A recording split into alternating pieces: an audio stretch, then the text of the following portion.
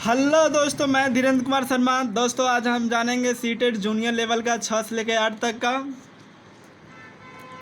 अध्याय नंबर 4 विज्ञान। दोस्तों देख रहे हैं हम सजीव जगत के अंतर्गत जो विगत वर्षों में पूछे गए क्वेश्चन है उसके अंतर्गत दोस्तों आज हम कुछ इम्पोर्टेंट क्वेश्चन को पढ़ेंगे और उसका आंसर भी हम देंगे।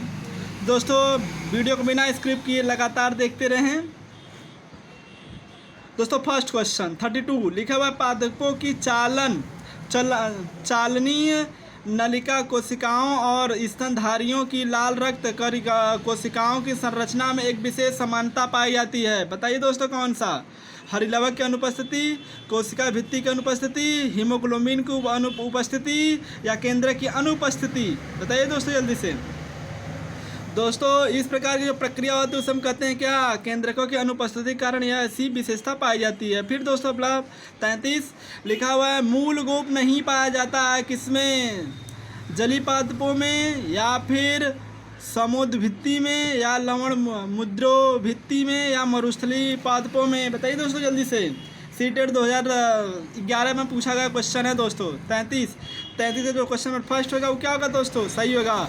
फिर दोस्तों पर लिखा है कि पानी जीवों के अनुकरण को कैसे प्रभावित करता है? पता लगाने के लिए शिक्षक ने विद्यार्थियों को सेम के बीज रुई की परत पर भिगोकर कुछ दिन रखने के लिए और उसमें परिवर्तन देखने के लिए कहा। वह कौन सी एक महत्वपूर्ण सलाह देना भूल गया या भूल गई?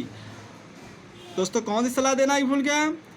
थोड़ी बीज गीली रुई पर हो, दूसरा सारे बीज गीली रुई पर हो, या बीज सूखी पर हो, या बीज का हो पूरा सूखा हुआ रुई पर हो? बताइए दोस्तों जल्दी से। दोस्तों 34 का दोस्तों फर्स्ट नंबर वो यह बताना भूल गया कि जो बीज रहेगा उसे थोड़ा सा गीली रुई पर हम जरूर रखेंगे। फिर दोस्तों 35 वाला लिखा है हरे पादप दिन के समय कार्बन डाइऑक्साइड के अलावा वायुमंडल में ऑक्सीजन छोड़ते हुए प्रतीत होते हैं क्योंकि इसे पादप केवल रात के समय श्वसन करता है। फिर हरे पादप दिन के समय श्वसन करते हैं पर रात के समय प्रकाश संश्लेषण करते हैं। दिन के समय प्रकाश संश्लेषण करते हैं, रात की और दर संश्लेषण की दर श्वसन की दर से अधिक होता है। हरे पादप रात के समय श्वसन नहीं करते। तो दोस्तों कौन सा इसका आंसर दोस्तों सही होगा? 35 दोस्तों बताइए कौन सा सही होगा? 35 का जो ऑप्शन नंबर 3 बता रहे हैं दोस्तों क्या होगा? एकदम सही होगा, इसलिए कि जो उनके प्रकाश संश्लेषण करने की दर होती है श्वसन की दर से अधिक होती है। अब देखो 36 क्वेश्चन लिखा हुआ कोशिका भित्ति वाला सबसे छोटा सजीव क्या है या फिर सजीव कौन है? बताइए दोस्तों। ईस्ट है, शैवाल है, साइनोबैक्टीरिया है या फिर जीवाणु है? तो दोस्तों जो अब मतलब कि 36 का जो ऑप्शन नंबर 4 सब लोग बता रहे हैं वो क्या है? एकदम सही है, जीवाणु है। फिर 37 दोस्तों लिखा हुआ है निम्न में से कौन सा समूह राइजोबियम से समानता रखता है? बताइए दोस्तों, पहला, दूसरा या फिर तीसरा, चौथा? यहाँ पे दोस्तों देखिए चौथा तीसरा लिखा हुआ है और यहाँ पे हमारे पास क्या है? दूसरा तीसरा है। बताइए दोस्तों जल्दी से इसका ऑप्शन नंबर कौन सही होगा? पहला सही होगा, दूसरा सही होगा, तीसरा सही होगा या चौथा सही होगा? जो ऑप्शन है दोस्तों सब लोग बता रहे हैं चौथा ऑप्शन क्या होगा? सही होगा। नाइट्रोजन स्थिरीकरण मूल ग्रंथिकाओं लेग्यूमियम पादप, ये सही होगी ऑप्शन नंबर दोस्तों। अब आगे बताएंगे दोस्तों अगला क्वेश्चन। अगला 38 लिखा हुआ सेलुलोज बना होता है, किसका बना होता है दोस्तों? सेलुलोज किसका बना होता है? सेलुलोज ग्लूकोज का बना होता है। फिर दोस्तों आगे अनंत शीत जलवायु में रहने वाले ध्रुवी भालू कैसी विशेषता रखते हैं? बताइए दोस्तों कैसी विशेषता रखते हैं जो अत्यंत शीत जलवायु में भालू रहते हैं? ध्रुवी भालू जो होते हैं उनकी त्वचा कैसी होती है? 39 दोस्तों उनकी त्वचा क्या होती है? सफ़ेद फर्श, त्वचा के नीचे वसा और गंध की तीव्र क्षमता होती है, इसलिए दोस्तों ठंडी के दिनों में भूख अधिक लगता है। फिर दोस्तों आगे लिखा है प्रोकैरियोटिक कोशिकाओं की विशेषता कौन सी? मतलब विशेषता क्या है? भली प्रकार से संचरित केंद्र होते हैं, केंद्रीय झिल्ली की अनुपस्थिति होती है या केंद्रिका की उपस्थिति होती है या यूकैरियोटिक कोशिका की तुलना में अपेक्षाकृत जवान उम्र में होते हैं? बताइए दोस्तों। 40 का जो दोस्तों सब लोग बता रहे हैं दूसरा, इसमें केंद्रीय झिल्ली की क्या होती है? अनुपस्थिति होती है। अब दोस्तों 41 वाला क्वेश्चन बड़ा इंपॉर्टेंट क्वेश्चन है। दोस्तों लिखा है कुछ डायनासोरों के पर होते हैं, यद्यपि वे उड़ नहीं सकते, परंतु पक्षियों के पर होते हैं, वे उड़ने में उनकी सहायता करते हैं। विकास के अर्थ में इसका क्या अर्थ है? विकास के संदर्भ में इसका क्या अर्थ है? 41 वाला दोस्तों, 41 के दोस्तों बताइए। दोनों ही जीवों में पर समजात अंग होते हैं। ये ऑप्शन क्या होगा इसका? 41 का दूसरा सही होगा एकदम। अब 42 दोस्तों, 42 लिखा हुआ है कि निम्नलिखित में से कौन से कथन प्रकाश संश्लेषण के संदर्भ में सत्य हैं? पहला, इस प्रक्रिया में सौर ऊर्जा रासायनिक ऊर्जा में परिवर्तित होता है। दूसरा, प्रकाश संश्लेषण में CO2 H2O का उपयोग करता है। प्रकाश संश्लेषण में CO2 मुक्त होती है और ऑक्सीजन उपयुक्त होती है। चौथा, प्रकाश संश्लेषण में O2 मुक्त होती है परंतु या तथा कार्बन मोनोऑक्साइड क्या होती है? उपयुक्त होती है। दोस्तों बताइए पहला, दूसरा, तीसरा, चौथा में से कौन सा ऑप्शन क्या होगा जो इसका सही एकदम होगा? 42 का दोस्तों जल्दी से बताइए। 42 क्या होगा? ऑप्शन नंबर तीसरा, मतलब कि केवल हमारे पास पहला जो इस प्रक्रिया में जो रासायनिक ऊर्जा होती है, मतलब जो सौर ऊर्जा होती है वो रासायनिक ऊर्जा में परिवर्तित होती है, और दूसरा प्रकाश संश्लेषण में CO2 तथा H2O का उपयोग किया जाता है, और दोनों ऑप्शन क्या होंगे? गलत होंगे। अब दोस्तों नेक्स्ट क्वेश्चन 43 लिखा हुआ है टैडपाल के कायातरण के लिए जल में निम्नलिखित में से किस तत्व की उपलब्धता आवश्यक है? क्लोरीन की, ब्रोमीन की, आयोडीन की या सल्फर की? 43 दोस्तों, 43 का जो सब बता रहे हैं क्या? आयोडीन क्या है? इसके लिए सबसे महत्वपूर्ण है। फिर 244 लिखा है नीचे दिए गए पदों के विभिन्न संयोजन में से जंतु कोशिका के संदर्भ में पदों का कौन सा संयोजन सही नहीं है? देखिए दोस्तों कौन सा ऑप्शन नंबर सही नहीं होगा, मतलब कि हमको बताना सही है के रूप में बताना होगा। पहला, दूसरा, तीसरा, चौथा। पहला लिखा हुआ केंद्रक प्लास्टिक कोशिका झिल्ली कोशिका भित्ति या केंद्रक क्रोमोसोम जिसे गुणसूत्र भी कहते हैं, राइबोसोम्स न्यूक्लियर भित्ति। फिर कोशिका भित्ति क्रोमोसोम्स राइजोसोम माइक्रोकांडिया, कोशिका झिल्ली राइबोसोम्स क्लोरोप्लांट्स या फिर माइक्रोकांडिया। बताइए दोस्तों कौन सा ऑप्शन में 44 का? 44 में दोस्तों सब लोग बता रहे हैं कोशिका झिल्ली, क्रोमोसोम्स, राइबोसोम्स और माइक्रोकांडिया। अब दोस्तों 46 वाला क्वेश्चन, अरे 45 वाला क्वेश्चन तो अब दोस्तों जानेंगे हम। नीचे दिए गए युगलों में से कौन सा युगल लक्षणों की आनुवंशिकता से संबंध रखता है?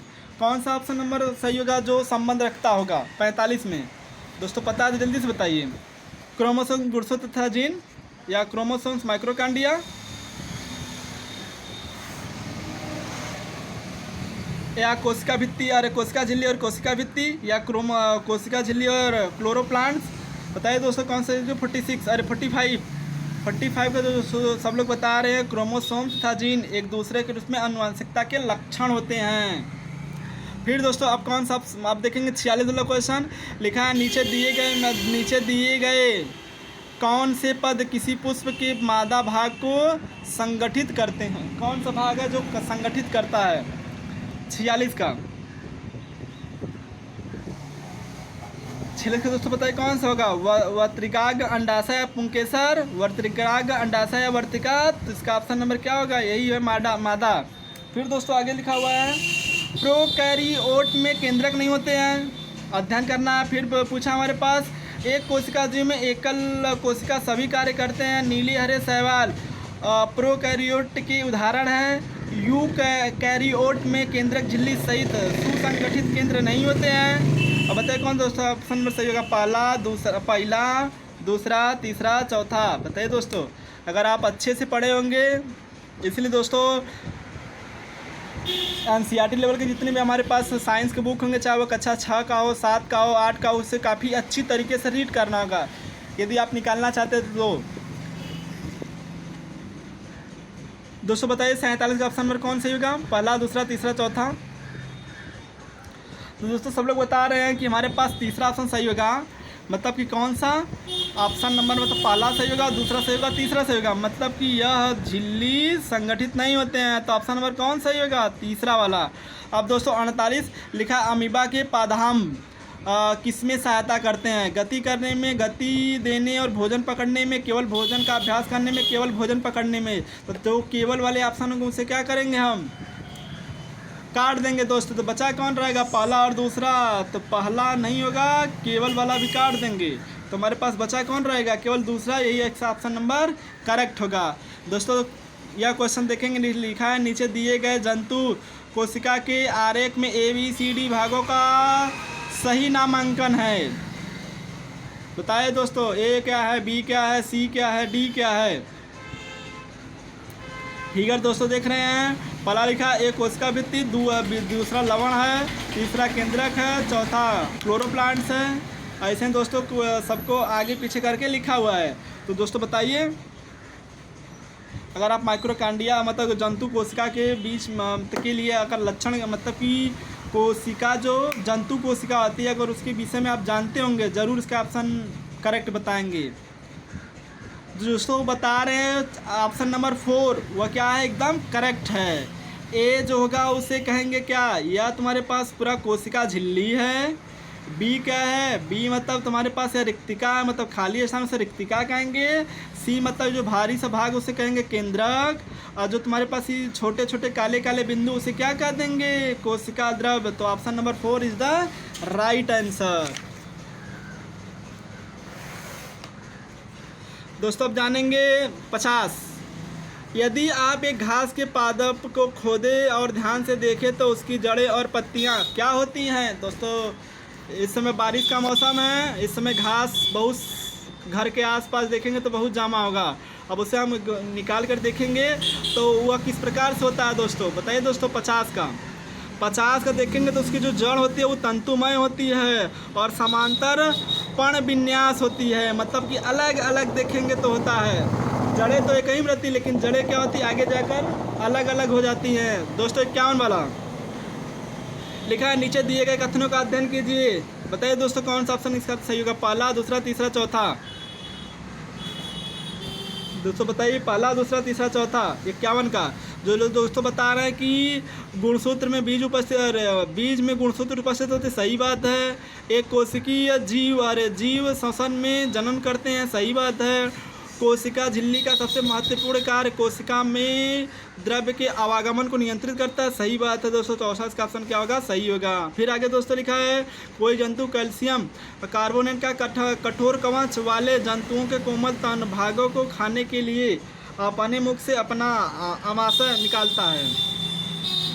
कवच को खोलने तथा कोमल पदार्थ को खाने के पश्चात आमाशय जंतु के शरीर में वापस चला जाता है और धीरे धीरे पचता है। इस जंतु का नाम क्या है दोस्तों, 52 का जो दोस्तों सब लोग कहते हैं कछुआ। कछुआ को आप देखेंगे पहले वो मूड़ी अपना बाहर निकालता है, फिर क्या करता है, मूड़ी फिर अपना अंदर कर लेता है। 253 लिखा है, नीचे देख कुछ जीव दिए गए हैं, पहला, दूसरा, तीसरा, चौथा, पांचवा। बताइए इसमें कौन सा जो होगा वह परजीवी के वर्गीकृत किए जाने वाले जीव हैं।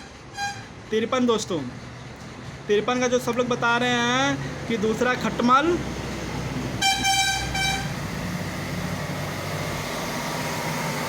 पहला आप देखेंगे इसमें दूसरा ये ऑप्शन क्या होगा, इसका पहला सही होगा।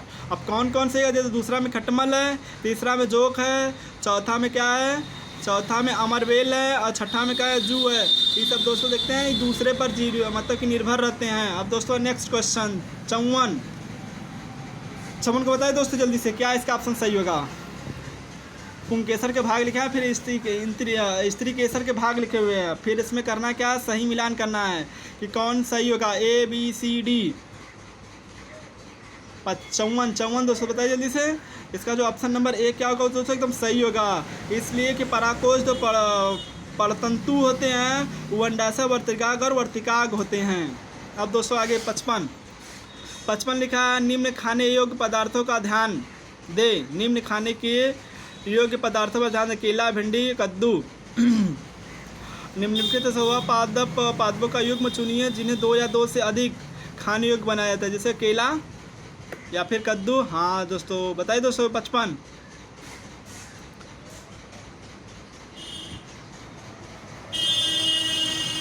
का कौन सा ऑप्शन दोस्तों सही होगा। 55 का दोस्तों सब लोग बता रहे हैं 52 मतलब 52 का दूसरा 55 का दूसरा सही है।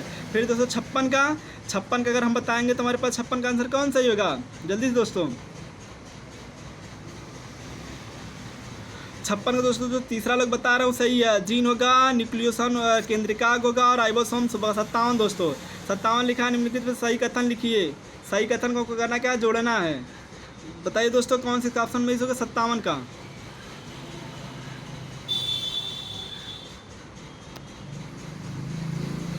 सत्तावन का दोस्तों क्या सही हो जाएगा हमारे पास, 57 किसका तीसरा ऑप्शन क्या होगा, सही होगा, बिल्कुल सही होगा।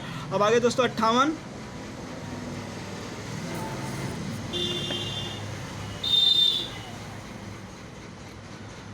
दोस्तों, अब 58 देखेंगे तो 58 का क्या हमारे पास सही होगा। 58 का जो सब दोस्तों सब लोग बता रहे हैं, तीन वाला क्वेश्चन क्या होगा, तीसरा एकदम सही होगा दोस्तों। इसका क्या बताएंगे, चौथे का जो तुम्हारा हमारे पास हो जाएगा वो क्या होगा, मतलब कि चौथे ए का डी हो जाएगा। फिर दोस्तों 59 वाला क्वेश्चन, 59 पे कौन सही होगा, इसमें बताना 100 कोसी प्रदर्शित करता है, कौन करता है, 60। फिर दोस्तों 61 बताना है, पादपों तथा वृक्षों के जल में चूषण दाब के लिए घटक कौन सा सही होगा, मतलब चूषण दाब का कारण क्या है। अरे दोस्तों ये तो हो गया। अब 61 वाला क्वेश्चन, 61 का दोस्तों बताना है, मूल अदरक जनन भाग होता है किसमें होता है, 61 का दोस्तों सब लोग बता रहे हैं तीसरा वाला स्तंभ में वो सही होता है। अब दोस्तों अगला क्वेश्चन, अगला हमारे पास है 52 वाला, तो 52 के दोस्तों बताइए क्या होगा, जो 52 के दोस्तों सब लोग तो बता रहे हैं चौथा वाला वो क्या होगा, एकदम सही होगा। इसलिए सही होगा कि पहला, तीसरा और चौथा सही होगा, लेकिन जो पादप जंतुओं के बिना कुछ भी जीवित नहीं था, सही दोस्तों। इसमें भी ध्यान देना होगा कि जो पादप श्वसन के बिना कुछ समय तक जीवित रहते हैं, तो नहीं सर, कुछ समय के ज़्यादा तक सभी भी जीवित रह सकते हैं। 64, अरे नहीं 63 का जो दोस्तों सब लोग बता रहे हैं, पहला समानांतर पण विन्यास एवं तंतुमय मूल होते हैं, सही बात है दोस्तों। 64 का दोस्तों सब लोग बता रहे हैं